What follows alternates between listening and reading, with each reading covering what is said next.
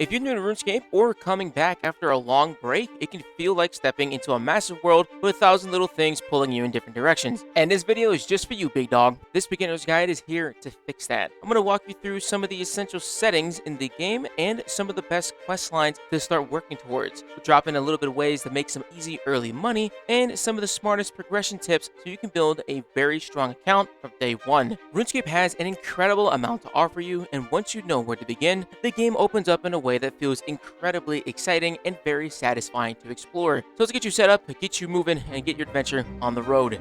Hi, my name is Edimus. I play RuneScape, I like RuneScape, and I'm here to teach you how to get better at RuneScape. Let's get right into it. Before we get into questing and progression, let's start with some essential settings that are going to make your early game way smoother and settings that you'll be using into the end of your account life. One of the first settings we're going to talk about is going to be the shift to drop option. This lets you hold shift and click items instantly to drop them, which keeps your inventory clean without having to right-click all of your items. And don't worry, if you have something that is very valuable in your inventory and you might accidentally click it and drop it, the game will give you a warning before it hits the ground. This is a great tip for when you're doing anything training related, gathering related, that you might not want to actually keep the resources you're gathering, and you want to maintain keeping a cleaner inventory for the drops you're actually looking for. This is also just good to be able to clean up your bank. I do this all the time when I'm training my account to level up my skills, and it is an essential time save and honestly a nice piece of quality of life. Speaking of killing things, you want to make sure that you are using the right ability bar with the right weapon. We're going to be going into ability bar binding. Ability bar binding is one of the best quality of life settings in the game, hands down. And make sure the correct ability bar is automatically loaded when you equip the corresponding weapon. To set this up, open your settings and search binding, turn on both action bar binding and bank preset binding, then build the ability bar you want to use. After you have built your bar, select main action bar, choose the bar you'd like, pick the weapon style, be that melee, mage, range, or necromancy, select any, dual wield, so if the weapon requires two weapons to use, or two-handed. This could be two-handed bows, staffs, or swords, mauls, spears, anything that requires both hands to use, and that will then be able to be bound to that ability bar. Once that's done, your abilities will now match the weapon you're using no matter what you swap to. This is a tremendous quality of life, and it helps a lot when you are swapping between styles and trying to get your footing in combat. This is something high-level players use all the time when they're hybriding, which is when you use two different combat styles at the same time, and they use action bar binding to be able to swap between weapons and be able to put out a bunch of damage at one time. Highly recommend doing this. It is just a really good quality of life for any combat training.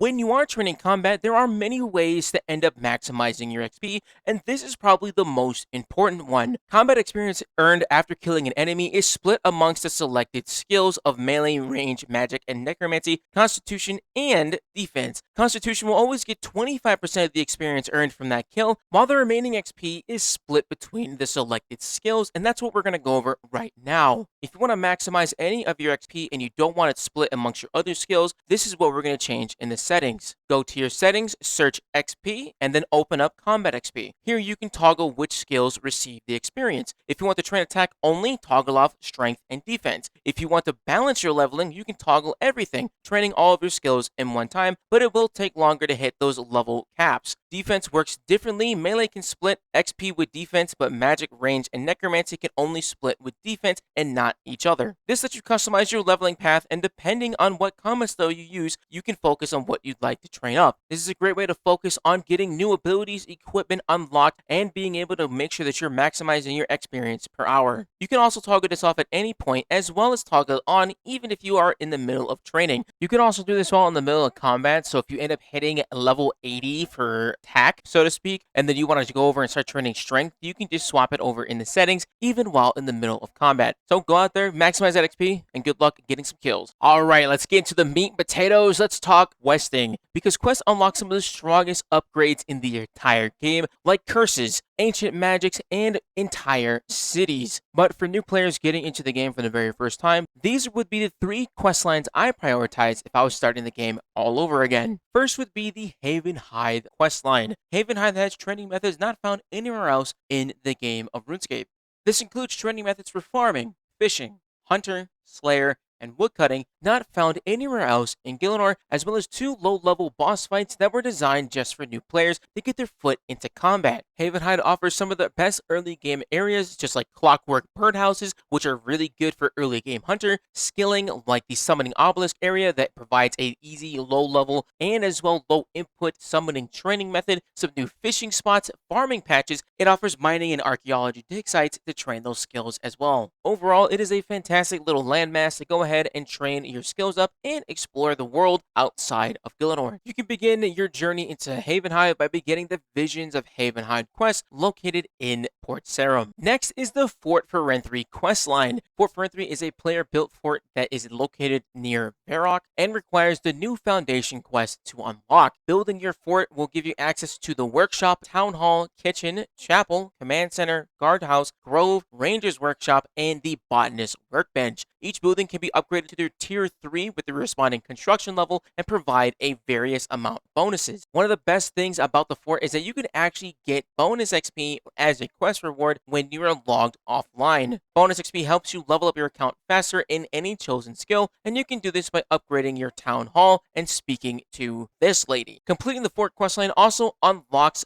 Warcraft, one of the best endgame bosses for money, and you can even fight him in hard mode, making it even better cash per hour. I've spent countless hours training my skills in the fort because the numerous buffs that it provides are just too good to pass up. One of the best upgrades from the fort has to be the chapel. When you upgrade your chapel, you gain more experience when you offer bones or ashes at the altar, providing up to a 300% XP multiplier when you are using the altar in Fort Ferenthri for your printer training. One of the best questlines I would always recommend to new players is the Necromancy questline. This unlocks the Necromancy combat skill, which also acts as a gathering skill and gives you access to the city of Here, you're going to be able to access an achievement diary, which rewards the underworld grimoire, and it provides a level of quality of life that you can't find anywhere else. The grimoire can be leveled up all the way from level 1 to 4 by completing the easy, medium, hard, and elite achievement diaries, which are just tasks that are related to the area of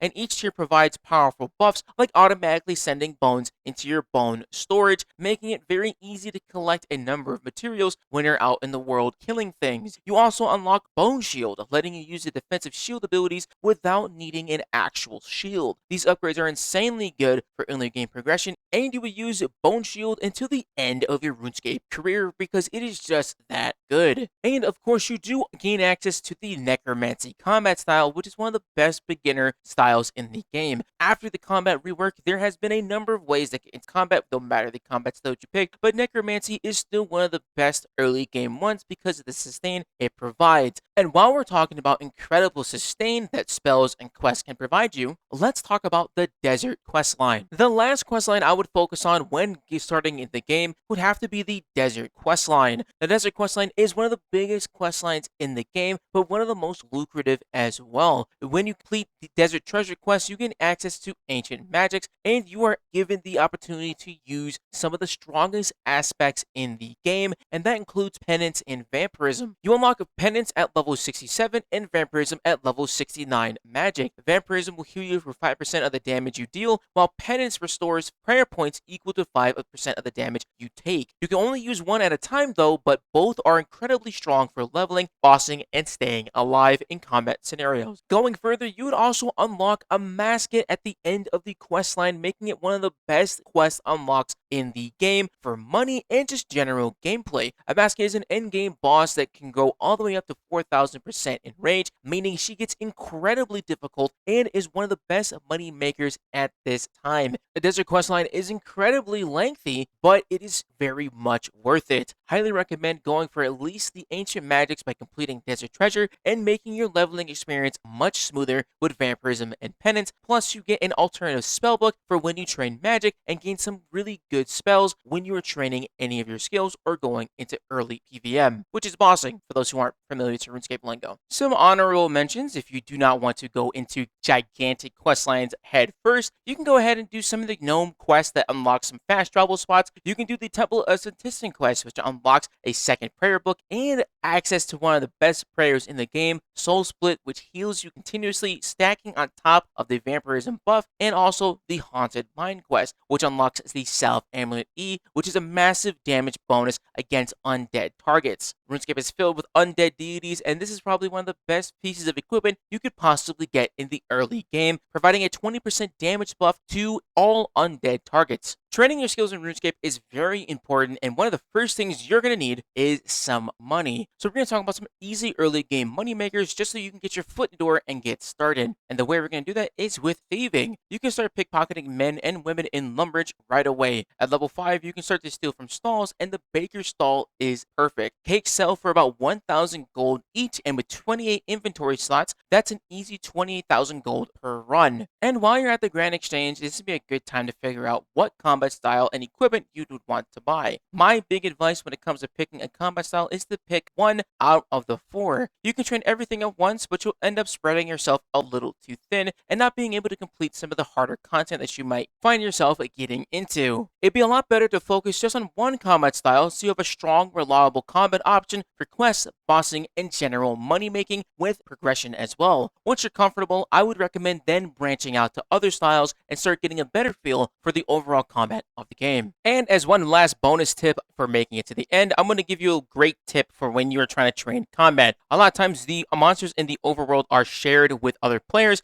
and if someone is in your world, you can actually hop automatically to a world with no players in it. At the bottom, you'll see Auto Quiet World, and this will select a world where no one is there in the training spot that you are. It'll move you to the closest server and drop you into an area where there is nobody else except you and the monsters, so that you're able to jump right into training, completely eliminating the need to have to find a world by manually hopping and searching each one. This is a great quality of life and a fantastic time save if you're trying to find some easy early leveling spots for your combat training. And that's all I got for you today. Thank you so much for watching this beginner's guide. If you found this helpful, please leave a like on the video. It helps push it out to more people that may need it. And be sure to subscribe for more RuneScape content, baby. I do all types of things on this channel. And drop a comment down below with your own beginner tips for new and returning players. I always love seeing what the community comes up with, and I appreciate you and your time. You have a good day now. Follow live streams, subscribe to the channel. Bye.